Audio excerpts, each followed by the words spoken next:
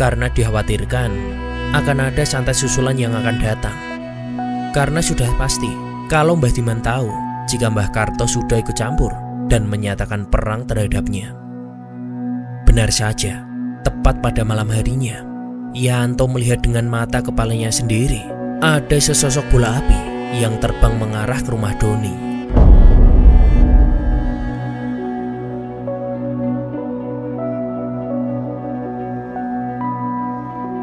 Yanto dan juga sang ayah yang berjaga di teras rumah pun juga menyaksikan kalau sosok api itu hanya berputar-putar di atas rumah Doni. Karena selain adanya Bapak Yanto di situ, Mbah Karto juga sudah membuat pagar gaib agar sosok dari luar itu tak bisa masuk ke dalam. Dan benar saja, selama 3 hari penuh selalu ada bola api yang datang pada malam hari dengan jumlah yang terus bertambah. Mau tak mau, Bapak Yanto pun ikut turun tangan dan kembali memakai ilmunya untuk memperkuat pagar buatan Mbah Karto yang saat itu mulai melemah. Hingga setelah 3 hari lamanya, sesuai janji Mbah Karto, akhirnya Mbah Karto pun datang dengan membawa semua perlengkapan. Dikira akan membawa kembang 7 rupa atau mungkin air sumur dari 7 sumur sakti yang tersebar di seluruh penjuru dunia, atau mungkin membawa sebuah kru bajak laut dengan Dewa Matahari sebagai kaptennya. Mbah Karto ternyata hanya membawa sekantong kecil beras kuning juga dengan 3 butik bunga kandil di dalamnya. Mungkin memang sepele, namun kenyataan perlu 3 hari untuk Mbah Karto agar bisa mendapatkan sekarung beras kuning ini tentu bukanlah hal yang sepele.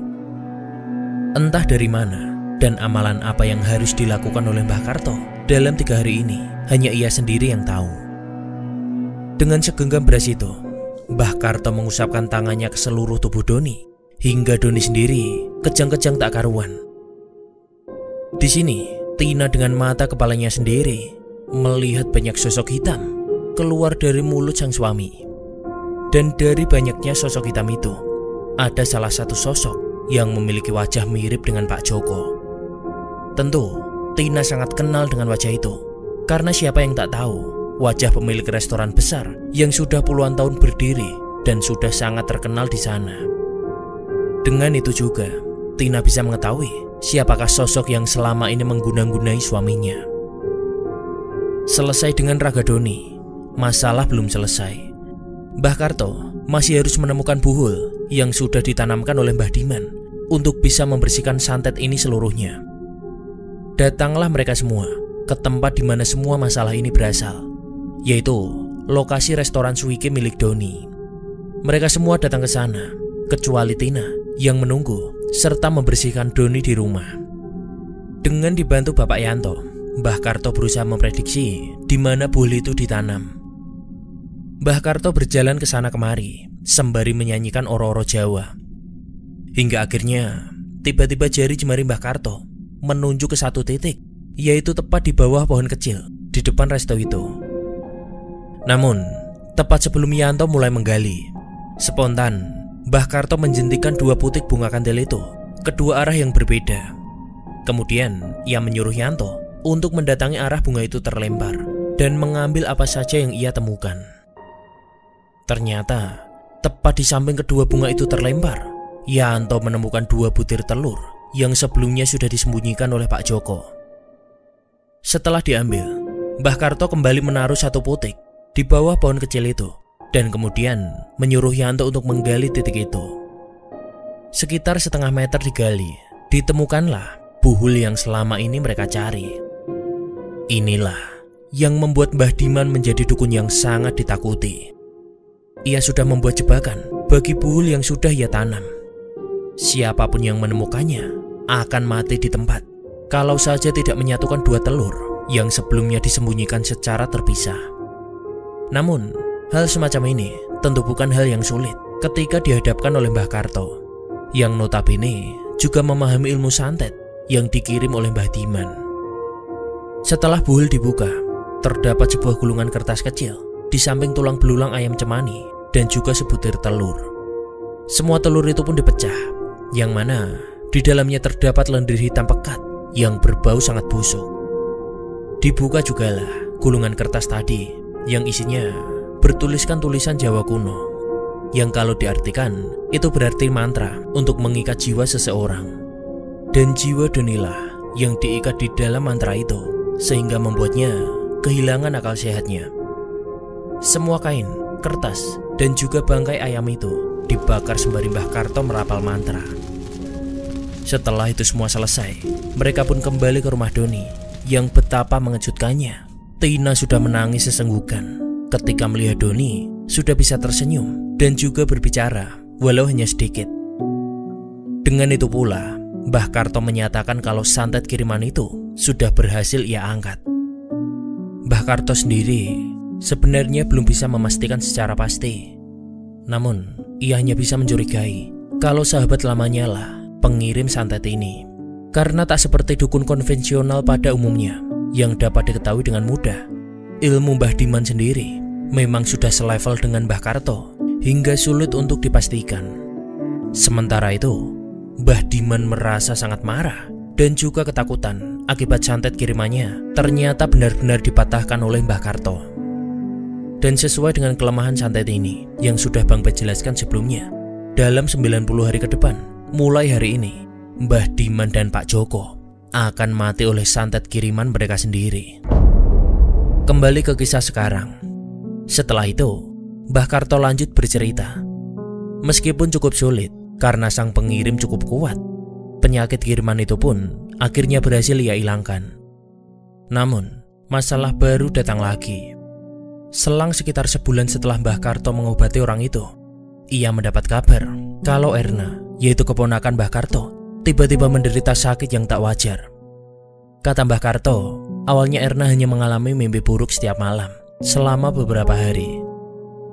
Setiap malam, ia selalu bicara meracau tak jelas. Dari mimpi, teror itu berlanjut ke kehidupan nyatanya. Erna mengaku, ia sering menjumpai penampakan di rumah yang selalu saja mengganggunya. Ia sering berucap, ada pocong, genderuwo, dan anak kecil yang selalu memegang kakinya ketika ia berjalan. Sampai akhirnya Erna pun trauma dan tak mau makan juga tidur. Sehari-hari Erna hanya melamun dan kadang-kadang ia menjerit tak karuan. Sangat persis dengan kasus yang sebelumnya ia tangani. Hingga lambat laun, badan Erna pun tinggal tulang yang dibungkus kulit. Rambutnya kini juga mulai rontok. Mbah Karto menduga kemungkinan orang yang telah menyantet keponakannya adalah orang yang tak suka dengan Mbah Karto, karena ia tak bisa melukai Mbah Karto secara langsung. Targetnya diganti ke keponakannya yang bernama Erna. Itu dilakukan karena Mbah Karto dan Mbah Karti sendiri memang tidak memiliki keturunan. Kakek pun sempat bertanya, "Terus, apa sing bakal mau lakokno to?" tanya kakek pada Mbah Karto. Mbah Karto sendiri malam itu hanya diam, lalu tak lama ia berpamitan pulang. Selang beberapa waktu, ketika kakek hendak ke sawah, ia sempat bertemu dengan Mbah Karti. Di sini, Mbah Karti berkata pada kakek, "Tulung Mas Karto dikandani, ojo nekat, isih ono dalan liyo," ucapnya tiba-tiba dengan raut wajah yang cukup cemas. Waktu itu, kakek sendiri tak paham dengan apa maksud Mbah Karti. Dan kemudian, kakek pun lanjut bertanya, "Ti, ono apa to sebenere? Nekat piye maksudmu yo Karti?" Mbah Karti pun lanjut berkata, "Mas Karto wis nekat arep nambani Erna." Seperti yang sudah kuceritakan sebelumnya, kalau dibalik kemampuan Mbah Karto dalam menyembuhkan pasiennya, ada sebuah pantangan untuk dia tak boleh menyembuhkan keluarganya yang masih ada hubungan darah dengan beliau. Karena dampaknya bukan cuma kehilangan kemampuannya, bisa juga Mbah Karto kehilangan nyawanya. Itulah yang membuat Mbah Karti saat ini khawatir. Sebenarnya ada niatan kakek mau menemui Mbah Karto, namun belum sempat hal itu terlaksana. Sudah terlebih dulu tersiar kabar kalau Mbah Karto telah meninggal. Ternyata Mbah Karto telah mengobati penyakit Erna keponakannya. Setelah mengobati Erna, selang 4-5 hari, terjadilah peristiwa meninggalnya Mbah Karto. Sepeninggalan Mbah Karto, kakek pun sempat berpikir siapa orang yang telah mengirim santet kepada Erna. Hingga terpaksa Mbah Karto melanggar larangan untuk mengobati Erna yang masih ada hubungan darah dengannya. Sedangkan yang tahu akan kelemahan kemampuan Mbah Karto hanyalah Mbah Karti, Mbah Diman, dan juga kakek sendiri. Tepat setelah 40 hari meninggalnya Mbah Karto, tersiarlah kabar kalau Mbah Diman juga ikut meninggal dunia. Dari kabar yang beredar, Mbah Diman pun juga meninggal dengan meninggalkan tanda-tanda yang hampir mirip dengan Mbah Karto.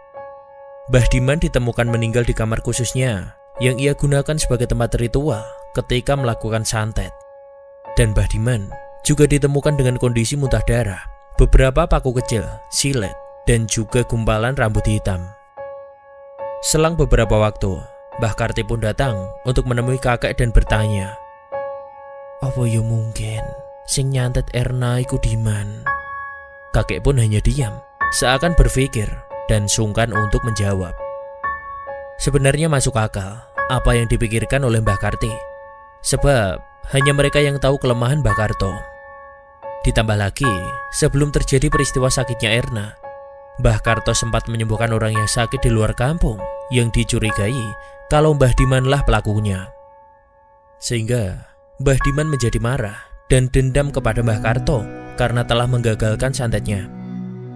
Karena tak bisa menyakiti Mbah Karto dan juga Mbah Karti, karena mereka juga mempunyai ilmu spiritual yang mumpuni, maka dipakailah Erna sebagai media pembalasan sehingga memaksa Mbah Karto untuk melanggar larangannya. Namun, selain itu semua, masih ada misteri tentang bagaimana bisa Mbah Diman ikut meninggal dengan kondisi yang sama. Ada kemungkinan meninggalnya Mbah Diman adalah karma dari kematiannya Mbah Karto, atau mungkin juga Mbah Diman kalah dalam perang ketika ketemu dukun yang lebih kuat darinya.